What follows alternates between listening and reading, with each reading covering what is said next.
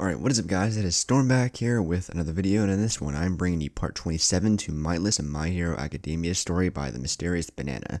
Now if you want to check this story out for yourself, but before the video begins, if you like the content you're seeing, be sure to subscribe, like, and comment. I mean, they're all free, so why not? If you want some dope channel merch, the link to that will be down in the description below, and if you want to see more of me, be sure to go check out my other channels, and go follow me on Twitter, Instagram, and TikTok, which will all be linked down below. But, without further ado, why don't we just dive right on in. You tried and tried and tried, but in the end, a small fry remains a small fry, Stain said, standing over Ida's paralyzed body. Just like your poser of a brother. The downed student tried to move, but he couldn't even lift a finger due to Stain's quirk. Shut up, you bastard, Ida grunted angrily with clenched teeth. My brother was a great hero, one who inspired my dreams. You have no rights to badmouth him, you murderer, you. Ida's rage was cut off by sudden laughter. I don't know what's funnier, the fact that you thought you could beat me, and your brother would be proud of you for killing me, should you succeed. Stain laughed. Even if you manage to kill me, your brother won't magically heal, boy. You didn't think ahead. Instead, your shallow mind thought that murder was the first and final solution. Ida was silenced. He couldn't think of any replies. Stain was right. What was he thinking? That is why you fail as a hero, Stain said, raising a sword. And also, suddenly Stain pulled out a throwing knife and turned a full 180, throwing it at an upcoming motorcycle, hitting the front tires and sending the driver crashing over the two. Did you really think you could lose us by hiding in the alleyways? Shigaraki, Stain finished, turning his attention to his initial target. Ida, staring at this, looked awfully confused. Wait, Shigaraki, that villain from the USJ attack? Why is he here and why are you after him? Asked Ida in confusion. My mission is to capture this man alive and bring him to the boss, Mightless. You have nothing to do in our plans, so consider yourself lucky and take my words to mind. I won't be so merciful the next time we meet, Stain said, walking towards Shigaraki, who was writhing in pain. Ida, on the other hand, watched helplessly as Stain walked towards his wounded prey, not even trying to make things quick, rather just watching the poor man struggle to get back up from the fall he took. Damn it all, I was so close, Shigaraki uttered, as Stain inched ever so closer with a devilish smile drawn on his face. You know, you always annoyed me, you brat. You did nothing but complain and complain when you were under my care. I tried to be nice for once, and look where that got me. Stain, drawing his blade. Should I have known you were such a spoiled brat, I would have just let you die. Suddenly, movement returned to Ida's body. The quirk's effects wore off. However, while getting up, he was faced with a dilemma. Should he save Shigaraki? On one hand, he was a villain, one that had killed several people, a menace to society. Yet, on the other hand, he couldn't just stand there and watch as someone is helplessly taken away. Just then, what Izuku said prior to the sports festival came back to him. Some villains have been pushed over the edge by society. They deserve better. I wish to give them a second chance, because in the end, we are all human, and have at some point cried, please help me. So, don't look down on villains. Even they need saving. With those words coming back to him, Ida was starting to understand what Izuku was talking about, and what choice he would have made should he be in this situation. His instincts took a full 180 as well. Words spoken by his brother came back to him as well, and pushed him to do the right thing. You should never turn your back on a man who needs help, no matter who they are. With that, Ida came charging in once more, and delivered a lightning-fast kick to Stain's body, causing him to cough out blood. The hero killer looked back at his attacker, eyes red with rage, and swung back at him, but missed as he ducked under the sword and ran past the killer, grabbing his downed victim and making a run for it. You bastard! Stain coughed as he turned to Ida, confused as though why he was running to a dead end. Seeing the upcoming wall, Ida started to see clear flashes of his past, back when he struggled to turn using his quirk. He had been training for months on end, preparing for such a moment. Suddenly, to Stain's surprise, Ida hopped into the air, and as soon as his feet touched the brick wall, he used his quirk to the max. Engine full power, Recipro burst. Ida's exhaust pipes went from shaking uncontrollably from the amount of power it was outputting to bursting out flames, rocketing Ida up the wall, still carrying Shigaraki over his shoulders. "No way," Stain shouted as he tried to pursue the two by jumping from wall to wall, but was unable to catch Ida, whose exhaust pipes were now red from overusage. Just then, before Ida could make it over the wall with Shigaraki, a figure descended upon the two. A young teen with a gray jacket, and a face mask with a frown on it, came soaring from the skies, sending the two tumbling back down. Ida, struggling to get back up, looked back at the attacker. "Mightless," Ida grunted, facing his new foe. "Ah, boss, it was about time you showed up," Stain said with a smile. "Of course. I had to assist a colleague in the capture of our league's traitor," replied the young boss. Ida trembled in fear at the sight of the duo. Facing off against the hero killer was bad enough, but now he also had to deal with the supposed leader of the League of Villains.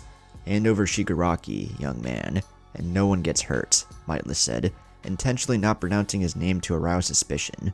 Ida backed up against the wall, terrified. He had never felt so much fear in his life. Suddenly, he felt the man on his shoulders waking up as he looked at the duo with bloodshot eyes. "You want me? Come and get me," he said in a raspy voice, causing Ida to drop him. Mightless grinned. "Challenge accepted then," Mightless said, as he struck a fighting pose, before a sword swung in front of him, stopping him from moving forward. "No, this kid attacked me first and nearly escaped with a target. I've never felt so insulted in my life, so stay out of this. I'm taking them both on," Stain said, with an intimidating tone. Mightless smiled under his mask. "Very well then. Suit yourself," Mightless said, walking away. "Just be sure to bring back Shigaraki alive."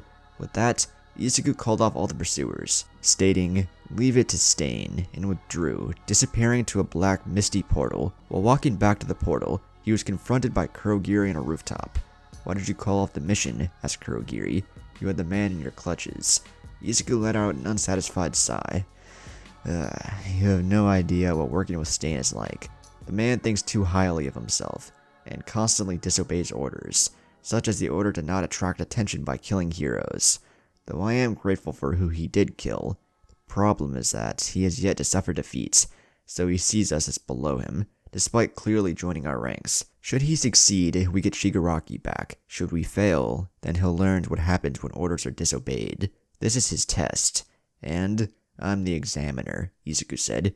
"But what about Shigaraki? Wouldn't he elude us once more and get taken under custody?" asked Kurogiri. "We'll just have to retrieve him then before that happens. Shigaraki and Ida are strong, but they won't come out unscathed. Once they defeat Stain, if they defeat Stain, we will come in and clean up. And Stain, he's on his own at that point," he replied, looking down the rooftop to see the fight unfold. The duo took up a defensive stance, whereas Stain drew his sword, twirling it as he swung at the two. Knowing that Shigaraki can disintegrate things with his hands, he aimed for Ida first, who kicked the sword out of his hand. Shigaraki then jumped in, reaching for his throat, but Stain didn't try to stop it. Instead, Ida grabbed him by the wrist, stopping him from disintegrating Stain, knowing that that was his ability from memory. "Stop! You can't kill him, it isn't right!" Ida exclaimed. "Don't tell me what to do," Shigaraki yelled back. The handyman was suddenly kicked in the stomach by Stain's spiked boots, sending flying into the wall. Ida swung his leg at him, but missed, as Stain ducked, then swept Ida's other leg, causing him to fall.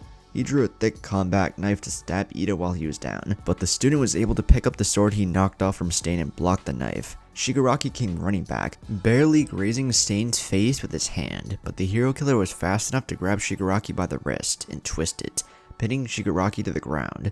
But by then, Ida picked himself off the ground and kicked Stain off the villain, sending him flying in midair. The now airborne hero killer was able to land on his 2 feet, brushing off some of the blood he spilled while fighting. Not bad at all," Stain smiled. "But it won't be enough." Ida turned to his one-time partner. "Got any plans?" he asked. "Shit, I was hoping you'd have one," Shigaraki answered back as Stain once more lunged at them, knives and tongue hanging out. Just then, Ida remembered what his quirk can do and an idea came to mind. "Shigaraki, I need you to distract him so that I can get in a hit," Ida exclaimed as he backed up. "Don't order me around, brat," Shigaraki answered, reluctantly obeying. As Stain tried aiming for the one that was getting away, Shigaraki placed his 5 fingers on a nearby pipe, causing it to burst out air, blinding Stain. But he celebrated too early as the hero killer managed to sneak in a hit and stab him in the sides. Blood gushed out of the wound as the injured man backed up in shock. Stain then proceeded to kick him in the injury, causing him to yell out in pain. But just as Shigaraki bent over, Stain kneed him in the face, causing blood to squirt out of his nose. The blood-ridden convict swung his hand at him once more, but his lack of technique was showing, as Stain read him like an open book, grabbing him by the wrist and throwing him over the shoulder. The villain slammed into the pavement, forming a small crater as the shock coursed through his entire body, making him gasp in pain. "Any last words?" asked Stain, holding his knife to the downed villain's neck. Just then, he ducked, dodging a kick from Ida, who came flying in at nearly the speed of sound. "How?" Ida uttered. "Did you really think that I lacked so much experience that I would turn my back on my enemies?" asked Stain, catching Ida by the back collar and throwing him against the building, skidding him across the wall as he fell 4 feet away. As Ida struggled to get back up, Stain knocked him back down with throwing knives, jamming them into his shoulder, calf, and sides. He then kicked Shigaraki, who tried to grab his ankle, knocking him half unconscious as well, then proceeded to crush his thumb, preventing him from using his quirk. However, upon moving his legs, his pants dropped. "I pulled off your belt when you dodged my kick," Ida uttered, revealing the belt in his hand. Before Stain could reply, he felt a sharp pain in his ankle, as Shigaraki pulled out the throwing knife that was hidden in Stain's dropped pant leg and stabbed him in the calf. The hero killer let out a roar as he limped away from Shigaraki, who threw the bloody knife as a last-ditch effort. Stain was able to dodge the knife, all the while holding up his pants. But just then, Ida came running in, tackling Stain as the knives lodged in his body fell out from the impact. That, however, was the last of Ida's strength, as he then collapsed onto the ground, unable to even lift a finger. Stain then got back up, picking up the knife that Ida supposedly dropped. "You're one tenacious bastard, I'll give you that much," Stain commented, putting his belt back on. "So, I'll just have to make sure you don't get up." But just then, as he was about to lick the knife he picked up, Ida grinned as he uttered, "Checkmate." Suddenly, Stain collapsed to the ground, unable to lift a finger. What the?" Stain yelled out in confusion. "Yeah, I swapped out the knife that fell out of my body with the one Shigaraki stabbed you with when I tackled you," Ida explained, while lying there trying to regain his strength. "Your quirk may be strong, but it has one major flaw. It can affect you too." Stain grunted. "So, this whole time, your plan was to somehow trick me into licking my own blood?" he asked. "Quite ingenious, isn't it? I learned it by watching Midoriya," Ida commented. Stain seemed to twitch angrily at that name, as if it was reminding him of something from the past. Eventually, Ida was able to regain his strength, and limped weakly to pick up Stain's paralyzed body along with Shigaraki. "Where are you taking me?" Shigaraki asked, too weak to move. "We may have fought together, but in the end, you still need to be detained. I'm taking you to the authorities so they can sort that out," Ida answered. "I should also apologize to my superior." Just then, as he was about to reach the exit of the alleyway, a familiar figure jumped down. "That's where I need to stop you," said the figure. "Mightless." Ida grunted angrily, but found it hard to even stand from all the blood loss. "Ah, Mightless, thank God. Hey, a little help here?" asked Stain, but to no response. Instead, Mightless was about to knock out Ida, when suddenly, one of the Nomos that he set up to attract the hero's attention away from them was sent flying towards them. The heroes arrived shortly after. Seeing this, Stain called back, "Hey, help me! Stop ignoring me!" he yelled out.